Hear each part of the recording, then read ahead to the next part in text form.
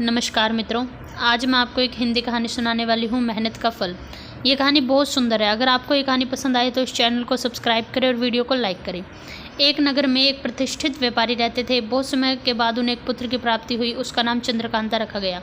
चंद्रकांत घर में सभी का दुलारा था। अधिक कठिनाई के बाद और लंबे इंतजार के बाद पुत्र हुआ था, इसलिए प्रत्येक के मन में व्यापारी के पुत्र चंद्रकांत के प्रति विशेष लाड प्यार था, जिसके कारण चंद्रकांत को बहुत ही बिगाड़ दिया गया। घर में किसी भी बात का अभाव नहीं था।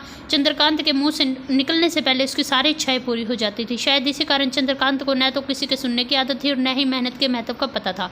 चंद्रकांत ने जीवन में कभी भी अभाव नहीं देखा था, इसलिए जीवन के प्रति उसका नजरिया कुछ अलग ही था। और वहीं व्यापारी कड़ी मेहनत से व्यापार बनाते, ढलती उम्र के साथ व्यापारी को अपने कारोबार के प्रति चिंता होने लगी।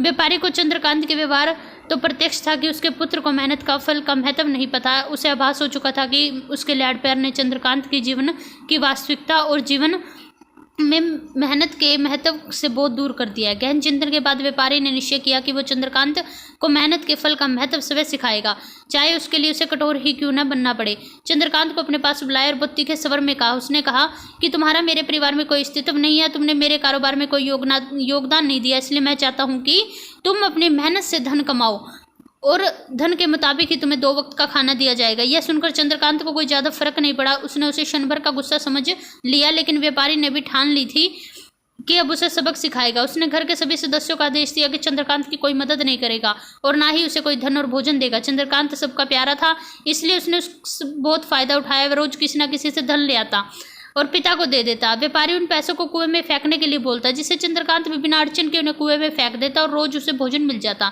ऐसा कई दिनों तक चला। अब सबको धन देना भारी पड़ रहा था, इसलिए सब चंद्रकांत से अपनी कन्नी काटने लगे, जिस कारण चंद्रकांत को धन मिलना कम हो गया। धन के हिसाब के कारण भोजन भी कम मिलने लगा।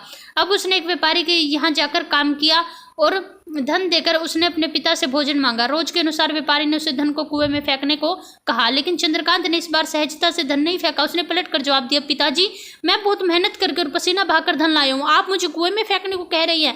यह सुनकर व्यापारी समझ गया कि चंद्रकांत को मेहनत का महत्व समझ आ गया। व्यापारी भली बात ही जानता था कि उसके परिवार वाले चंद्रकांत की मदद कर रहे हैं, तब भी चंद्रकांत आसानी से कुएं में पैसों को डाल देता था। लेकिन अब चंद्रकांत ने खुद से पैसे कमाए हैं तो उसे मेहनत का महत्व समझ में आ गया। अब उसने अभी अपना सारा कारोबार चंद्रकांत को सौंप दिया। अब इस कहानी से हमें यह शिक्षा मिलती है कि आज के समय में जो उच्च वर्ग के परिवार के संतान हैं, उन्हें मेहनत का फल का महत्व नहीं पता होता। ऐसे में यह दायित्व माता पिता का है कि बच्चों को जीवन में मेहनत करना सिखाए। मेहनत ही एकमात्र ऐसा हथियार है जो मनुष्यों को किसी भी परिस्थिति से बाहर ला सकते हैं। व्यापारी के पास इतना धन था कि वह चंद्रकांत और उसकी आने वाली पीढ़ी को सारे सुख दे सकता था, लेकिन एक ना एक दिन तो धन खत्म होता तो और उसकी आने वाली पीढ़ी व्यापारी को ही कोसती। इसलिए उसने अपने बेटे को मेहनत करना सिखाया। इसलिए मेहनत कीजिए, हमेशा खुश रहिए, हंसते रहिए। धन्यवाद।